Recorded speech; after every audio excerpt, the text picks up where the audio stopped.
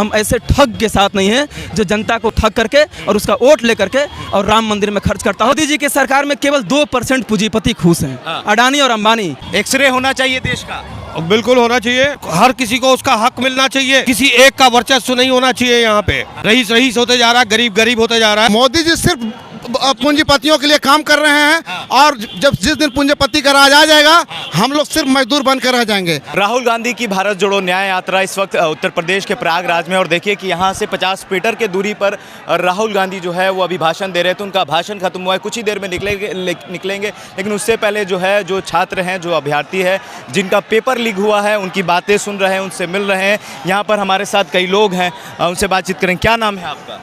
राम निहोर पाल। राहुल गांधी ने भारत जोड़ो न्याय यात्रा निकाला है, इसका मकसद क्या है?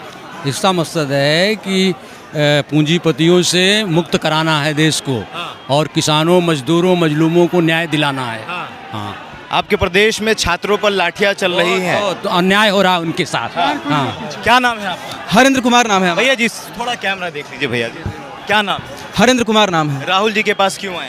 राहुल जी के पास हम गए हैं, इलाहाबाद विश्वविद्यालय देख रहे हैं। जो आज़ादी से पहले इलाहाबाद विश्वविद्यालय में छात्र संघ का चुनाव होता था, और ये छात्र संघ आज़ादी की लड़ाई में मुखरता से लड़ा है। और इसी छात्र संघ शहीद पदमधर जी ने आज़ादी की लड़ाई में जब भारत छोड़ो आंदोलन शुरू हुआ तो अपने सीने पे गोली खाई थी, लेकिन उस विश्वविद्यालय का छात्र संघ बैन कर दिया गया है। उस विश्वविद्यालय पे कुलपति के कहने पे प्रॉक्टर द्वारा छात्रों पे लाठियां बरसाई जा रही हैं। उसे अपने ऑफिस में बुला करके उसके गोलियों पिस्टल के बट से मारा जा रहा है, फिर भी पुलिस द्वारा FIR नहीं हो रहा है। इसी मुद्दों को लेकर के अभी राहुल गांधी जी से मिले हैं, और राहुल गांधी ने हमको बुला करके यह आश्वासन दिया है कि हमारी सरकार आएगी तो छात्र संघ पूर्ण रूप से बहाल किया जाएगा, जितने भी केंद्रीय विश्वविद्यालय हैं। आपकी क्या उम्मीद है राहुल गांधी से? बिल्कुल राहुल गांधी से उम्मीद है, पूरा इंडिया गठबंधन से उम्मीद है हमको कि इंडिया गठबंधन की सरकार आएगी और छात्र संघ हमारा फिर से गुलजार होगा। लेकिन मोदी जी, योगी जी कहते हैं कि उनके राज में बेरोजगार युवा सारे सब तो खुश हैं, फिर आखिर लाठियां किन पर? देखिए, मोदी जी की सरकार में केवल 2% पूंजीपति खुश हैं, अडानी और अंबानी। अगर कोई कहे कि नहीं कोई खुश है तो उसमें केवल 2% अडानी और अंबानी के।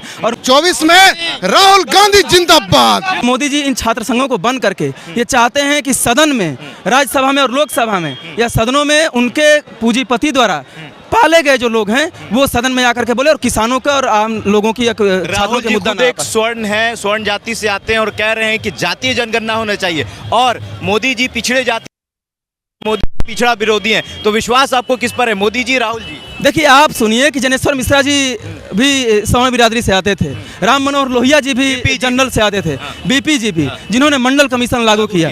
तो ये कहने की बात नहीं, OBC कहते तो हैं, लेकिन OBCयों का फायदा कितना होता है, दलितों का फायदा कितना होता है? मोदी जी की सरकार में केवल 2% लोगों का, वो पूंजीपति लोग हैं, उनके दलित, OBC और जनरल से भी कोई मतलब नहीं है, केवल 2%। तो राहुल जी भी तो जनरल कैटेगरी से आते हैं, वो राहुल आते हैं। मैं वहीं तो आपको एग्जांपल दिया कि जनेश्वर मिश्रा जी, BP मंडल जी और क्या बोलते हैं लोहिया जी, ये जनरल बिरादरी से जाते थे, लेकिन लड़ते लड़ाई किसकी थे?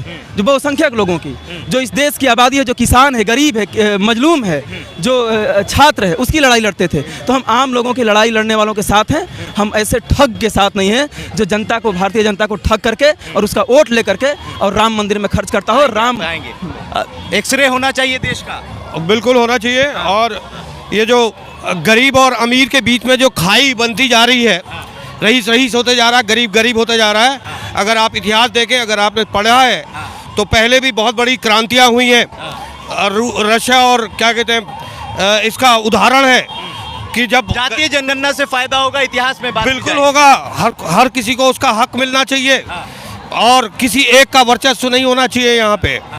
तो मैं इनसे, क्या नाम है? हमारा नाम अमिताभ बच्चन है। अमिताभ बच्चन है। आपकी बात मैं यहाँ आए थे, हम लोग रेलवे एम्प्लॉइज हैं, हम लोग NPS को रद्द करने के लिए आए थे कि राहुल गांधी से मुलाकात हो जाए, लेकिन भीड़ के कारण मुलाकात नहीं हो पाया। उम्मीद आपको राहुल गांधी से? नहीं, राहुल गांधी से है, मोदी जी से? और मोदी से नहीं है कि मोदी जी जानते हैं कि कर्मचारियों से हमें कोई लेना देना नहीं है।